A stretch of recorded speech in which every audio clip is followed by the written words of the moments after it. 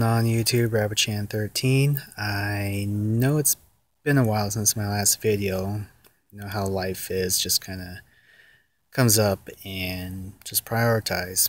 So I will apologize right here for any shaky movements. But yeah, I kind of wanted to make an informative video on the Walther P99QA. Now, I don't own that model. I own the AS model, the anti-stress, but this just comes from watching some reviews out there that kind of misinform about how the QA operates, the quick action model. So I wanted to kind of maybe set the record straight a little. And this comes from reading the manual and operating the gun and talking with store clerks. So the QA, the quick action, is designed to be like a consistent trigger pull from first shot to last, kind of like a Glock. And it does have what people call a decocker on the top, which it is in a sense, but it's not like the AS model where when you decock it, it puts the gun in double action mode.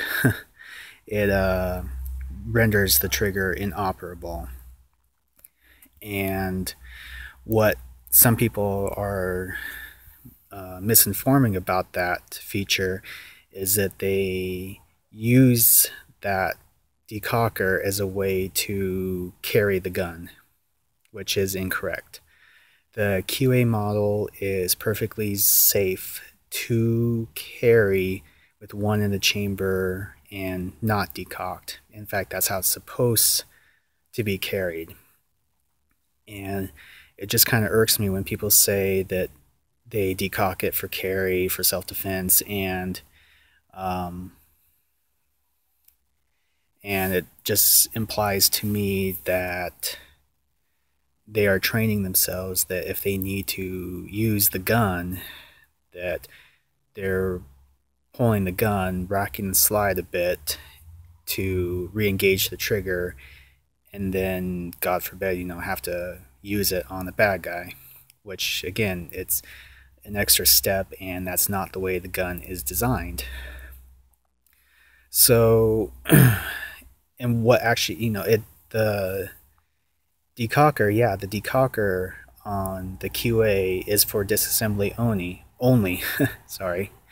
It's for disassembly only, and it says so right in the manual. Now, I own the AS, the anti-stress model, but it does talk a little bit about the QA in it, and it does state right in the manual that the purpose of the decocker on the QA is for disassembly only. Only. Oh my gosh, I can't say that word. Or probably long-term storage too, but it's not designed to decock the gun like the AS version to put it into double action. So what kind of really upset me is I had seen one reviewer, and I'm not going to, of course, name names, and I'm by no means trying to step on anybody's toes, but he had demonstrated on his QA model by loading a live round into the chamber, decocking it, and then pulling the trigger, which is, of course, a no-no. He should have done that with a snap cap. But yeah, the trigger was inoperable, and he did rack the slide back slightly, just like on the AS, to re-engage the trigger.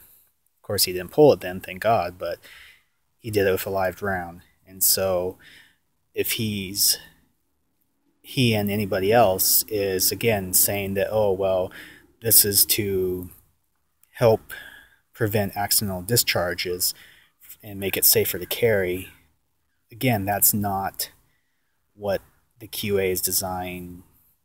It's not designed how to work that way. So, well, and again, while the QA operates similar to the AS model, and where you do pull the slide back slightly to re-engage the trigger, from my understanding, the QA, the striker is partially cocked. And I could definitely be wrong here, and please anybody correct me if I am wrong. That I believe the striker on the QA is partially cocked, and when you pull the trigger, you're finishing cocking the striker to build up enough energy to strike the primer to fire the bullet. And my understanding of that is, again, from handling both guns, and on my AS model, the striker, I believe, is completely cocked because it does kind of stick out from the back of the gun. You can feel it. And when I pull the trigger on the AS, it just falls forward. And from handling the QA, I can see the striker um, being cocked a little bit more and then falling forward. So I believe that even with the safeties that are built into the QA, if God forbid that they should fail, uh, with the striker being partially cocked, it should not have enough energy to strike the primer and fire the gun, because doesn't have enough energy. It's only partially cocked. Whereas on the AS, it's fully cocked, and pulling the trigger, you're just releasing the firing pin block, and I believe it's the sear. So, but again, I could totally be wrong about the QA and the striker, and I don't claim to be a gun expert. So anybody, please feel free to correct me on that if I am wrong. So that's kind of one misrepresentation about the QA, is the decocker for carrying method. No, it's for disassembly only. Which brings me to the second misrepresentation of the Walther guns, at least the ones that have the tabs that you pull down to disassemble like a Glock. And that's really just it, both in the manual and the clerks. And from owning a Walther, you just pull the tabs down on the slide or on the side, and the slide moves forward, and you can just push it off. There's this no racking it back slightly or holding it back slightly like a Glock, then pulling the tabs down and then pushing it forward. No. And I see people that do that, take it down like a Glock, and it's like, no, that's not how Walther designed the gun to be broken down. That's maybe how Glock is designed, but not Walther. And the reason being is that because with the Walther AS and QA, the striker, the gun has to be decocked. And so because Walther built in that feature where you can rack it back slightly to either put it in anti-stress mode or to re-engage the trigger like in the QA, to get because Walther built that feature in, they just eliminate that chance of accidentally recocking the gun by just pulling the tabs down and sliding the slide off. That's it. So I don't know where people got the impression that you have to hold the slide back slightly and then pull the tabs and then disassemble. Maybe it's just habit from owning a Glock, but I can't speak for that because I don't have a Glock and I haven't taken the Glock down. But that kind of raises the question that I have is, do you have to do that with the Glock as well? Or can you just pull the tabs down on the Glock and slide off? Anybody, please send me a video, a picture of the page in not Walther's, but Glock's disassembly in manual. If Glock designed that feature to hold the slide back slightly and then pull the tabs down to disassemble, I'm not going to argue with that, but it just makes me wonder if you can get away with that on a Glock. And if you can, hey, there you go. But that's not how Walther designed the takedown of their guns.